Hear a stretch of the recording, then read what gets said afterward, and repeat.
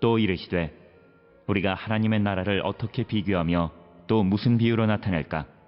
겨자씨 한 알과 같으니 땅에 심길 때에는 땅 위의 모든 씨보다 작은 것이로되 심긴 후에는 자라서 모든 풀보다 커지며 큰 가지를 내나니 공중의 새들이 그 그늘에 깃들일 만큼 되느니라. 예수께서 이러한 많은 비유로 그들이 알아들을 수 있는 대로 말씀을 가르치시되 비유가 아니면 말씀하지 아니하시고 다만 혼자 계실 때에 그 제자들에게 모든 것을 해석하시더라. 마가복음 4장 30절부터 34절에는 하나님의 나라를 겨자씨로 비유하는 30절부터 32절의 내용과 그리고 33절, 34절 예수님의 비유에 대한 결론으로 이렇게 구성이 되어져 있습니다.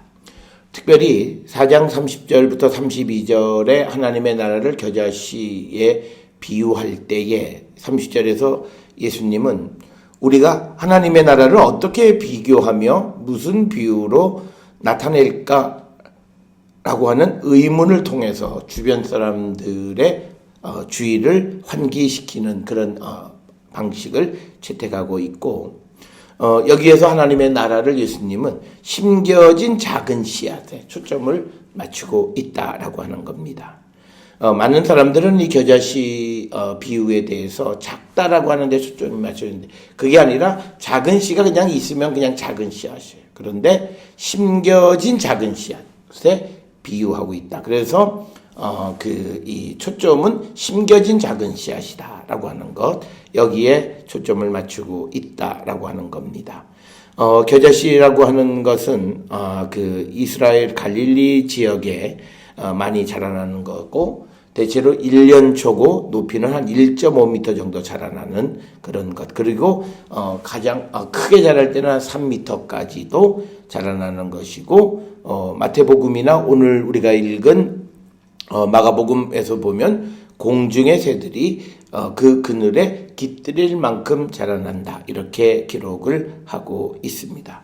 따라서 우리가 물리적으로가 아니라 예수님 당시 사람들에게 있어서 가장 작은 가장 작은 씨앗으로 겨자씨를 생각했었다라고 하는 것을 우리가 추정할 수 있고요. 우리가 신약 성경에서 대체로 겨자씨라고 하는 것은 우리가 믿음의 양을 나타낼 때 마태복음 17장이나 누가복음 17장 6절 같은 데에서 믿음의 양이나 또는 천국에 관해서 설명을 할 때 많이 사용하는 것이 바로 겨자씨가 되겠다라고 하는 것, 그것을 우리가 기억을 하시면 되겠고, 그래서 이제 31절에 겨자씨 하늘과 같다, 즉 하나님의 나라를 겨자씨 하늘과 같으니 땅에 심길 때에는 땅의 모든 씨보다 작은 것이로되 초점은 32절 심긴 후에는 자라서 모든 풀보다 커지며 큰 가지를 내나니 공중의 새들이 그 그늘에 깃들일 만큼 된다. 이렇게 32절에서 말씀을 하고 있습니다.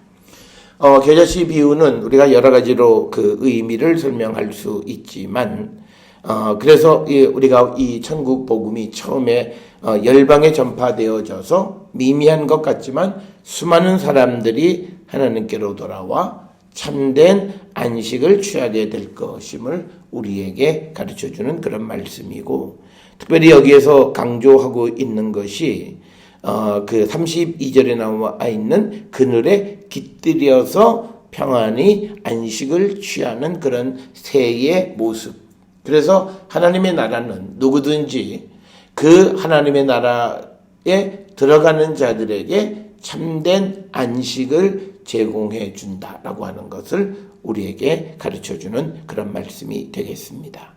그래서 이 겨자씨의 비유는 가장 작고 비천한 것이 심겨졌을 때 얼마나 큰 결과를 맺을 수 있는가, 그것을 통해서 천국 복음의 생명력을 우리에게 가르쳐 주시는 그런 귀한 말씀이 오늘 주시는 말씀이 되겠습니다.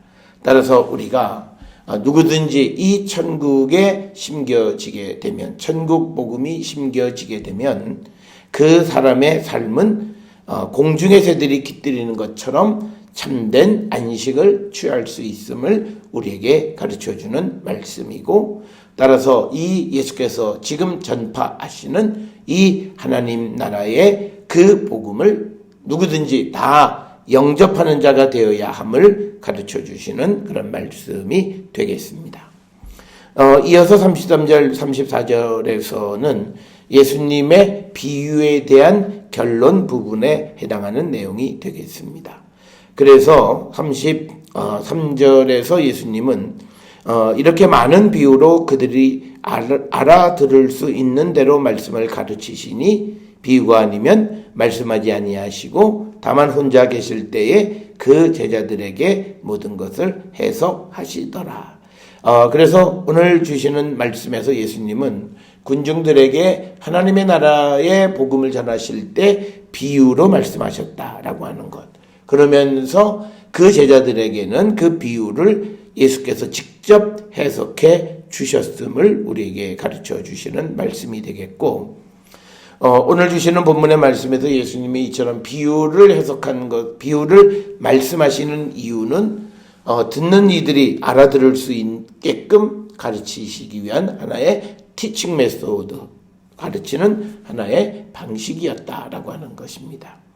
따라서 우리가 이 마태복음 13장에서 왜 비유로 말씀하시는가라고 하는 것은 이제 하나님의 나라에 관심이 없는 자들은 알아듣지 못하게 하기 위한 것이고, 오늘 주시는 말씀에서는 이 복음에 관심이 있는 자들, 천국 복음에 관심이 있는 자들은 알아들을 수 있게끔, 그러니까 복음을 전혀 받아들이지 않는 자들에게는 알아들을 수 없지만, 그러나 복음을 받아들이기를 간절한 마음으로 듣는 자들에게는 그 비유를 통해서 그 예수께서 하시는 말씀을 알아듣고, 특별히 하나님의 나라에 대한 그들이 그 깨달음을 가질 수 있도록 비유를 사용하셨다. 이게 오늘 주시는 33절의 말씀이고, 그래서 예수님은 비유가 아니면 말씀하지 아니하셨다라고 하는 거고, 그리고 혼자 계실 때에 그 제자들에게 그 비유를 직접 해석해 주셨다라고 하는 겁니다. 자, 오늘 주시는 30절로부터 34절까지에서 예수님이 작은 고을 베들레헴의 마구간에서 태어나셨고 멸시받던 갈릴리 나사렛에서 자라나셨지만, 그러나 그분이 세운 하나님의 나라는 세상 그 무엇과도 바꿀 수 없고 비교할 수 없는 광대하고 무한한 하나님의 나라임을 우리에게 가르쳐 주시고, 예수님은 이처럼 우리에게 비유로 말씀하셨고 또 비유를 제자들에게 해석해 주셨다. 그래서 우리는 이 오늘 주시는 본문의 말씀에서 이 비유의 참된 의미를 깨닫기 위해서는 예수님의 설명, 즉 진리의 성령의 도우심으로 그 말씀의 참된 의미를 깨닫는 자가 되어야 함을 우리가 분명히 깨달아서, 우리가 이 하나님의 말씀에 대해서 자의적으로 자기 생각에 의해서가 아니라 성령이 우리에게 가르쳐 주시는 그 말씀의 참된 의미를 깨닫고 살아가기를 결단하는 우리 모든 성도들이 될 수 있기를 주의 이름으로 축원합니다. 기도하시겠습니다. 사랑과 은혜가 충만하신 아버지 하나님, 은혜를 감사합니다. 예수님께서는 비록 작은 것 같지만, 보잘것없는 것 같지만 심겨진 겨자씨가 자라서 많은 사람들에게 참된 안식을 주는 것처럼 천국의 복음도 예수께서 이 땅의 비천한 곳에서 나셨지만, 그러나 그가 세우신 하나님의 나라가 세상의 무엇과도 비교할 수 없는 광대하고 무한한 나라임을 우리에게 가르쳐 줍니다. 이 천국의 복음을 우리가 영접함으로 우리가 마음의 기쁨을 누리며 살아가는 우리 모든 성도들이 될 수 있기를 주님 우리를 도와주시옵고, 주께서 하신 모든 말씀을 깨달을 수 있는 영적인 지혜 또한 우리에게 허락하여 주시옵소서. 예수님의 이름으로 기도드렸사옵나이다. 아멘.